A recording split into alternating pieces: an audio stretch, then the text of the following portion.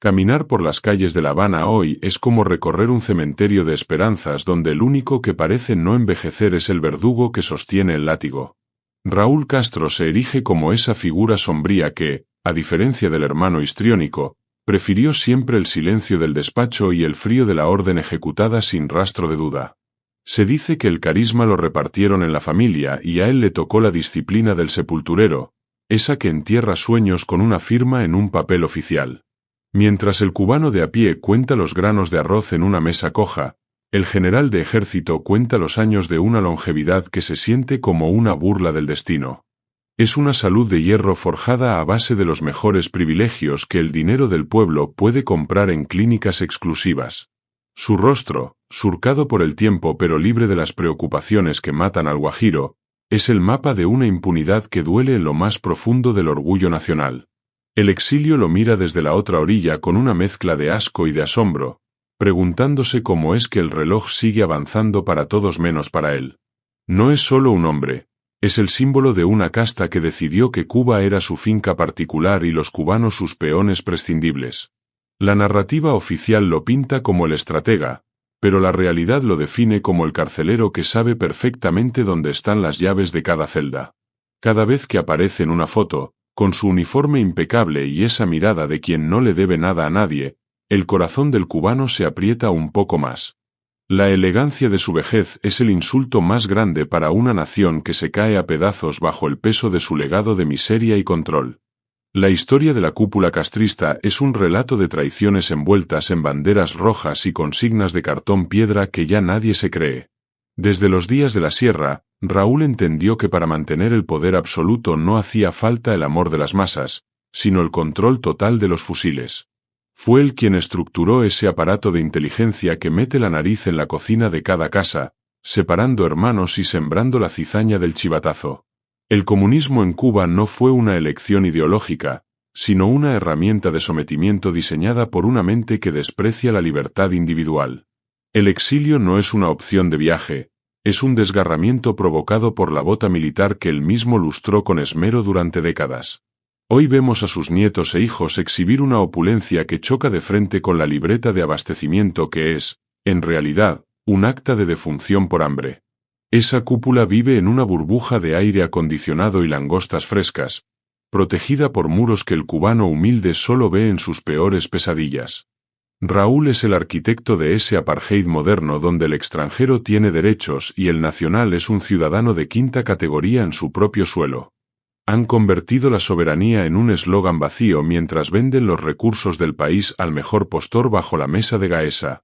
La indignación que se siente en Miami, en Madrid o en el mismo malecón es el combustible de un fuego que tarde o temprano tendrá que purificar la patria. No hay olvido posible para quien diseñó el sistema de exclusión más perfecto del hemisferio occidental. Cada palabra de este vídeo busca ser el eco de millones de voces que han sido silenciadas por el miedo al calabozo o a la muerte civil. Hablemos de esa longevidad que parece una maldición para el pueblo cubano, porque ver a Raúl Castro cumplir años es ver cómo se extiende una agonía nacional. Mientras los jóvenes de la isla se lanzan al mar en balsas de poliespuma, él se levanta en una cama de sábanas de hilo, rodeado de una guardia pretoriana que lo cuida del aire. Es una ironía sangrienta que el hombre que mandó a tantos al paredón por traición sea el que goza de la vejez más protegida de toda la región.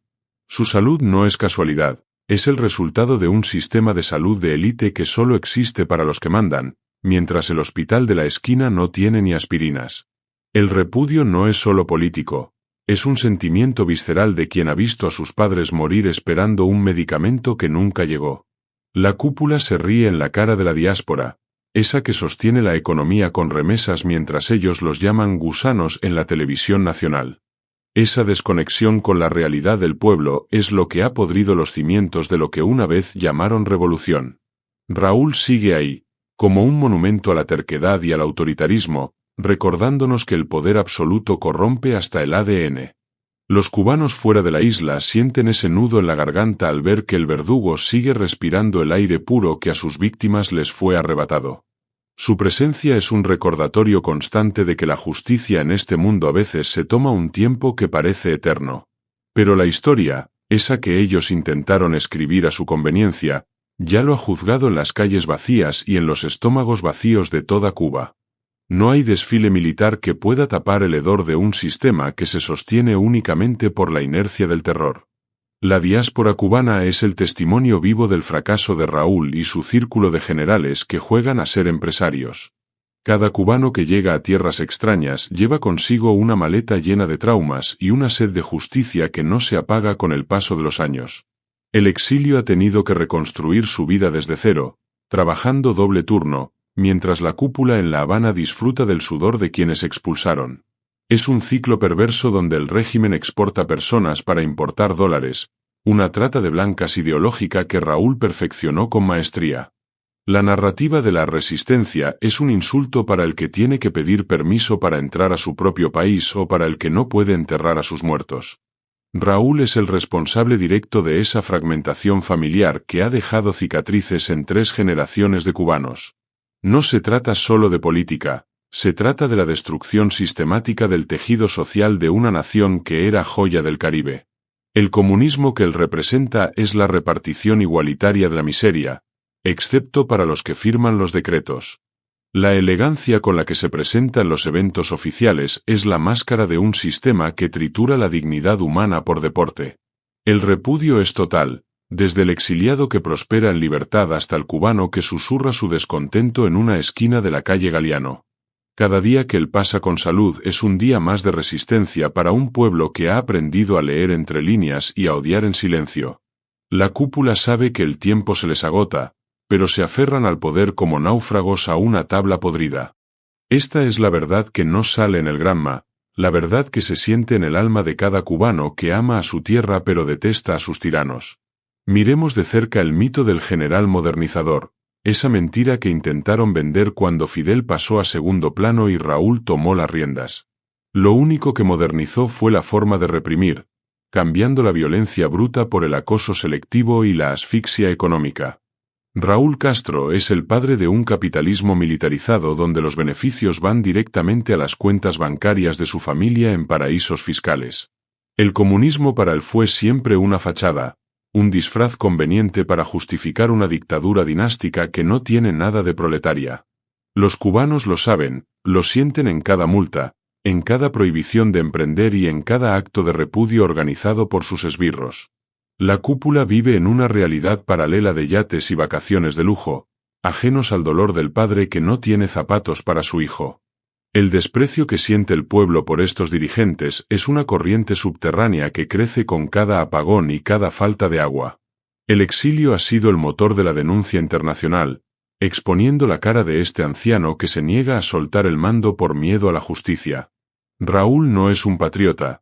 Es un sobreviviente de su propia maldad que ha sabido maniobrar entre las sombras para evitar el juicio de los hombres. Su salud actual es el mayor obstáculo para la transición que Cuba necesita desesperadamente para volver a ser libre. Mientras él respire, la cúpula se siente segura tras sus muros de hormigón y sus privilegios de casta superior. La narrativa de este vídeo es el grito de los que no tienen voz dentro de la isla y la bandera de los que luchan desde afuera. No hay espacio para la reconciliación con quien ha hecho de la represión su modo de vida y de la mentira su lenguaje oficial. El adoctrinamiento en las escuelas fue otra de las grandes obras de este sistema que Raúl ayudó a cimentar con mano de hierro. Desde niños, se nos enseñó a venerar a figuras que en realidad eran los arquitectos de nuestra propia jaula ideológica. El control de la mente fue tan importante como el control del estómago, y Raúl supo que un pueblo hambriento y confundido es más fácil de manejar. Pero el cubano es inteligente, tiene esa chispa que no pudieron apagar ni con décadas de propaganda rancia y desfiles obligatorios. Hoy, ese mismo pueblo mira a la cúpula con una claridad meridiana, identificando a cada culpable de su desgracia cotidiana. El exilio ha servido para abrir los ojos de los que se quedaron, mostrando que otro mundo es posible fuera de la vigilancia del CDR. Raúl representa lo más oscuro de ese pasado que se niega a morir, un anacronismo viviente en un mundo que ya no cree en sus utopías sangrientas. La salud que ostenta es una burla a los miles que perecieron en el mar buscando un poco de la dignidad que él les robó. La cúpula castrista es un club selecto de privilegiados que se consideran dueños de la moral y de la verdad absoluta. El repudio hacia ellos es la única herencia que han logrado unificar entre todos los cubanos, vivan donde vivan. No hay discurso que pueda borrar el rastro de destrucción que han dejado a su paso por la historia de Cuba. La elegancia de esta narrativa busca estar a la altura del dolor de un pueblo que merece mucho más que un tirano centenario. Analicemos la estructura del miedo que Raúl Castro perfeccionó para que nadie se atreviera a levantar la voz contra sus intereses. No se trataba solo de la cárcel, sino de la muerte civil, de convertirte en un paria en tu propia tierra por el simple hecho de pensar diferente. El comunismo de Raúl es un sistema de vigilancia total donde el vecino vigila al vecino y el hijo al padre, rompiendo la confianza básica de la sociedad. Esta desconfianza es el mayor legado de una cúpula que prefiere un país en ruinas antes que un país con libertad de expresión. Los cubanos en el exilio llevan esa marca, ese instinto de mirar por encima del hombro incluso cuando ya están a miles de kilómetros de la isla. El repudio que sienten es el resultado de décadas de humillaciones acumuladas, de permisos denegados y de sueños truncados por un decreto militar. Raúl es el rostro de esa burocracia asesina que prefiere que el café se pudra en los campos antes que permitir que un campesino lo venda libremente. Su salud desafiante es el recordatorio de que la naturaleza a veces es injusta y permite que los opresores duren más de lo que la decencia permite. La cúpula se aferra a su figura como a un tótem, sabiendo que cuando él falte, el castillo de naipes que construyeron empezará a tambalearse peligrosamente. Los que están fuera de Cuba saben que su lucha es por los que no pueden hablar, por los que sufren el acoso diario de la seguridad del Estado. Este vídeo es un tributo a esa resistencia silenciosa que se gesta en cada casa de la isla, a pesar de la bota de Raúl. La economía cubana bajo el mando de Raúl se convirtió en un esquema de estafa a gran escala donde la cúpula siempre gana y el pueblo siempre pierde. Inventaron monedas que no valen nada para quedarse con los dólares reales de los trabajadores que se parten el lomo en misiones en el extranjero. Raúl es el cerebro detrás de ese sistema de exportación de esclavos modernos, donde el Estado se queda con el 80% del salario de médicos y maestros. Es un nivel de cinismo que solo alguien con su frialdad podría ejecutar sin que se le mueva un pelo de la ceja. El exilio cubano ha denunciado esto en todos los foros internacionales, pero la maquinaria de propaganda de la cúpula es experta en vender espejismos. Mientras tanto, en las calles de Santiago o Camagüey, la gente se pregunta cuánto más podrán aguantar antes de que el cuerpo diga basta. El repudio hacia la familia Castro y sus allegados es una llama que se alimenta de cada injusticia, de cada tienda en MLC y de cada apagón de 12 horas. Raúl sigue ahí, intocable, como si los problemas de la gente común fueran ruidos molestos en su retiro dorado. La elegancia de su entorno es el contraste macabro con la suciedad y el abandono de los barrios que ellos juraron redimir. Su vejez saludable es el mayor testimonio de la desigualdad que han creado en una isla que antes era próspera y vibrante. No hay perdón para quienes transformaron un paraíso en una prisión de máxima seguridad rodeada de mar. El papel de la cúpula militar en la represión del 11 de julio fue la confirmación definitiva de que a Raúl no le importa derramar sangre cubana para salvar su pellejo. Aquel día el pueblo salió a la calle con el hambre y el cansancio acumulado de 60 años, y la respuesta fue el garrote y la cárcel. Raúl, desde las sombras, dio el visto bueno para que se persiguiera a jóvenes cuyo único grito era patria y vida. Esa orden de combate fue el último clavo en el ataúd de cualquier legitimidad que les quedara ante los ojos del mundo. El exilio se movilizó como nunca, sintiendo en carne propia cada golpe que recibían sus hermanos en las calles de la isla. El repudio se volvió universal, una marea de indignación que unió a cubanos de todas las ideologías contra la dictadura de los Castro. Raúl, con su salud imperturbable, observó desde su búnker cómo se llenaban las prisiones de artistas, de obreros y de madres desesperadas. El comunismo que él defiende es, en última instancia, un sistema que solo sabe responder con violencia cuando se le cuestiona su ineficiencia. La cúpula se siente protegida por sus armas, pero saben que el miedo ha empezado a cambiar de bando y que el silencio ya no es garantía de obediencia. Este vídeo es para recordarles que cada nombre de cada preso político está grabado en la memoria de la nación y que el cobro llegará. La longevidad de un tirano no borra sus crímenes, solo los acumula para el juicio final de la historia y del pueblo. Para terminar este recorrido por la sombra de Raúl Castro, debemos mirar hacia el futuro con la certeza de que ninguna tiranía es eterna. Aunque él siga con esa salud que desafía la lógica, el sistema que construyó está herido de muerte por su propia incapacidad y por el odio de su gente. Los cubanos, tanto los de adentro como los de afuera, estamos unidos por ese hilo invisible de repudio hacia una casta que nos robó el derecho a la felicidad.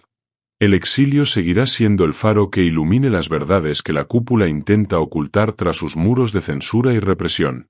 Raúl es el pasado, un pasado oscuro y sangriento que Cuba necesita dejar atrás para sanar sus heridas y reconstruirse sobre bases de libertad real. El comunismo quedará como un mal recuerdo, una lección costosa sobre lo que sucede cuando se le entrega el poder total a una sola familia. A mis hermanos en la isla les digo, no pierdan la fe, porque el tiempo es el único juez al que ni siquiera Raúl Castro puede sobornar con sus generales. A los que estamos fuera, nos toca seguir siendo la voz de los que sufren y el apoyo de los que sueñan con un amanecer sin dictadores. Gracias por acompañarme en esta narrativa, por compartir este dolor que es de todos y por mantener viva la llama de la esperanza cubana. Nos vemos en el próximo vídeo, con la frente en alto y el corazón puesto en esa Cuba libre que ya se vislumbra en el horizonte del mañana. Patria y vida, familia, hasta la próxima.